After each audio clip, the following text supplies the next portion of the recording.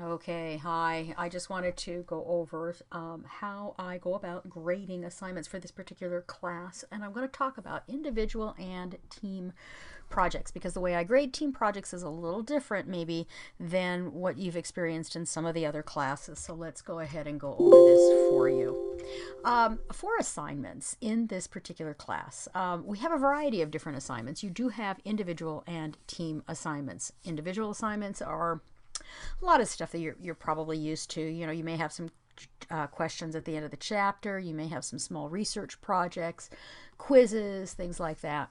And then you will be doing what is referred to as an individual feedback form, and you'll do that for each of the team lab assignments. And I'm going to go over that in more detail a little bit later. Now, the team assignments include the project that you're going to be working on during this class. Now, you will be assigned to a team, and your team will be doing something. You will be creating some kind of project.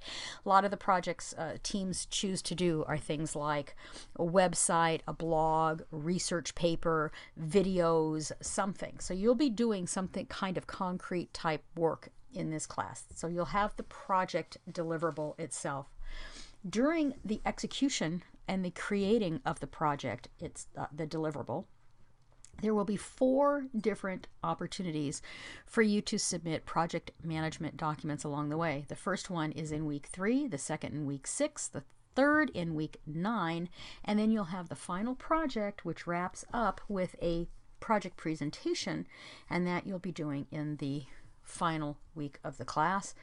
And also, as far as team assignments, we will have in-class assignments. Now, I don't lecture in class. What you do is you come to class and you work. You roll up your sleeves, you get together in your team, and you do some work. So individual assignments, as you might expect, very similar to other classes. They're completed on your own. The work must be original. You don't recycle work from other courses. Please refer to my policies video and the syllabus for information there. Be sure to follow all of the instructions in the assignment and review the rubric. I do have grading rubrics for all assignments, and of course ask if you have any questions. So let's talk about the team in-class assignments. So each week, I mentioned I don't really lecture in class. I will be providing you some video that you can review prior to class. I'll ask you to read the material, and then you're going to come to class and you're going to work, and you're going to do so in teams. These assignments will be due typically on Fridays unless they're otherwise indicated. So of course, always be checking the class calendar, the assignment due date to make sure, but most of the in-class assignments are due on Fridays. In order to earn full credit for in-class assignments, you definitely need to be in class. That kind of goes without saying, right? You can't get credit for something when you're not there. And that is really a no exceptions kind of policy. Now, if you miss 1 day or 2 days, I do award partial credit, but please do understand that, you know, I can't give you full credit for in-class assignments when you weren't there. Just a rule of thumb. And then again, in order to earn full credit for your in-class assignment, you really need to contribute. So if it turns out that your team is kind of complaining that you're off doing your own thing, you're not participating, you're not contributing, and you're just not there, you know, you just don't show up. And I don't mean come to class, I mean you just don't show up for the team. You won't earn points. So please be aware that, you know, it's all about being engaged. All right. Now, I mentioned about these, the team project that you're going to do. You're going to actually be working on some kind of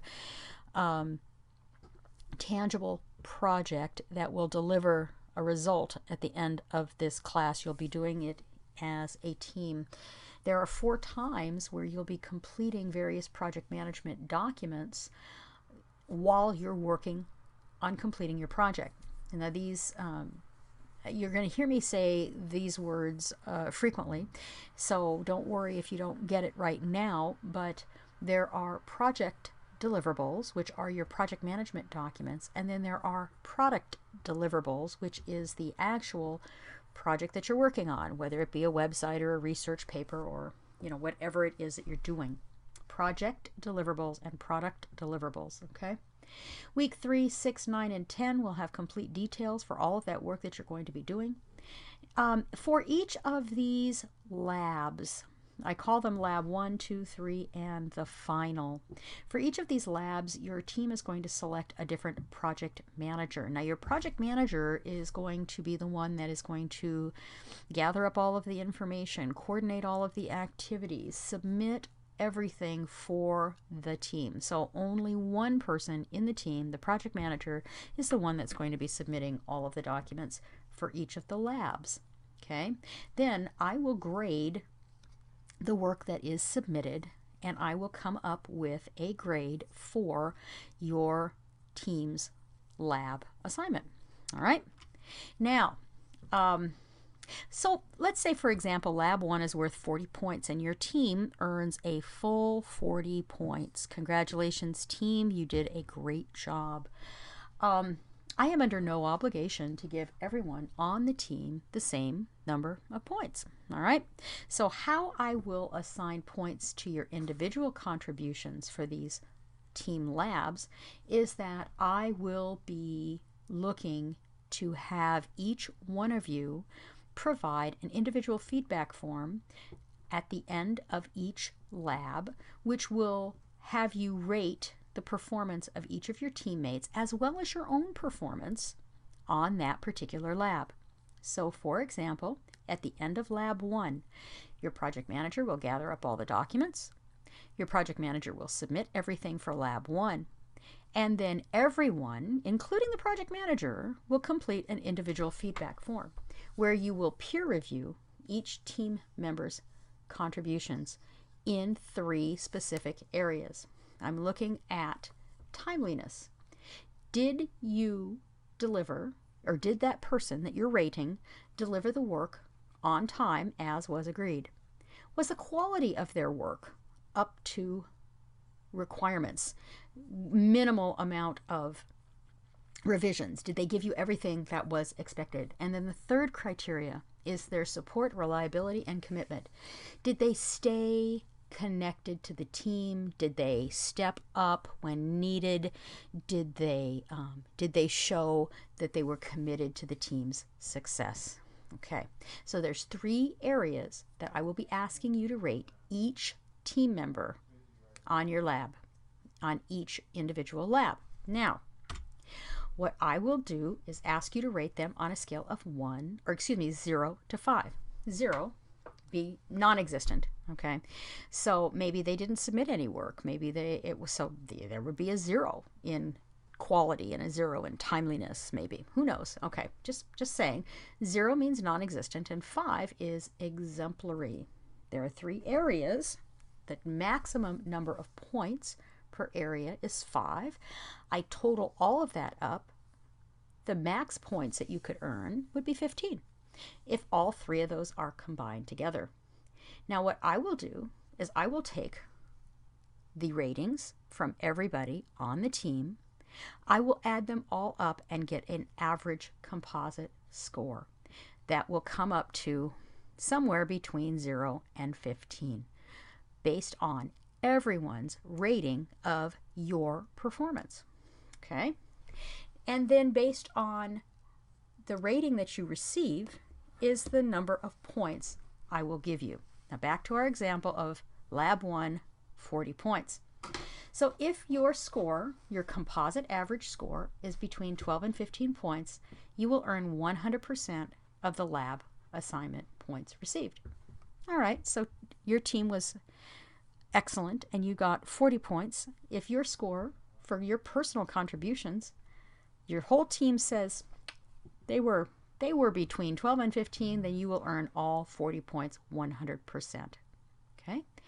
If your score, your composite score, is between 10 and 11 points, you will earn 80% of the 40 points, or in our scenario, you'll earn 32 points. If your total is between 8 and 9 points, you will earn 60% of the total points the team earned. So in our scenario again, you would earn 24 points. Totals of 7 points will receive 50% or 20, and anything below 7 points will receive a 0 for the lab. Now think about that. If your entire team says that you scored 7 points or lower, for the lab, you probably didn't show up. And again, what I mean is you probably failed your team in some way, in a fairly epic way. That would indicate that you would end up getting 0 points for the lab.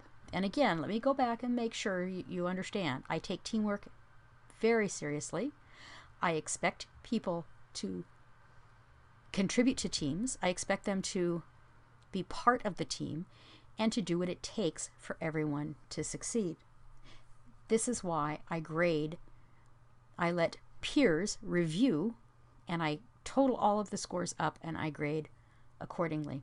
Okay, so of course, if you have any questions, don't hesitate to ask.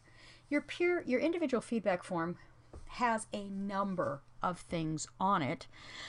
You'll have a place to put your name, your team name, and your team number. Those are going to be important things for me. But I wanted to show down here on the bottom the team member name, what you're going to be filling out in terms of the rating. Okay, so you're going to be entering the team member's name. You're going to be entering a score of 0 to 5 under timeliness, 0 to 5 under quality, and 0 to 5 under support.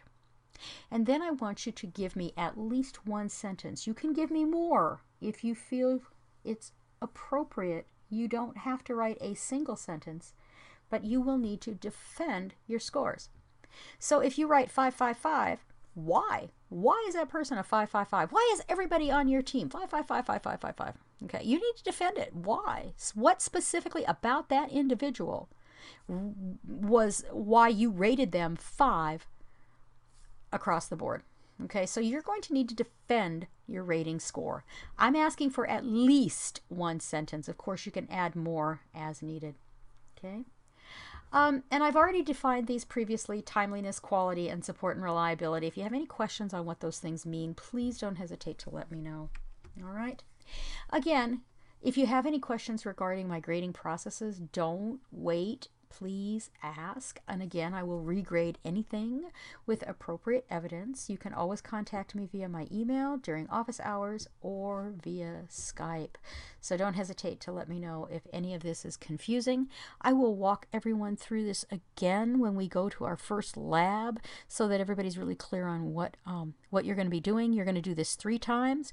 You're going to do it at the end of lab 1, at the end of lab 2, and at the end of lab 3. You do not need to do this at the final, just lab 1, 2, and 3, where you'll rate performance, and you'll be asked to rate only for performance during that particular lab cycle. Okay, so sometimes somebody was off the first time, and then the next time they're just the biggest contributors to the process. So you want to make sure you are fair in that respect. And again, you want to make sure that you are incredibly fair to people the same way you would want them to be fair to you, right? Because everybody is rating everybody else's performance. Okay, great. Any questions, don't hesitate to ask. Take care.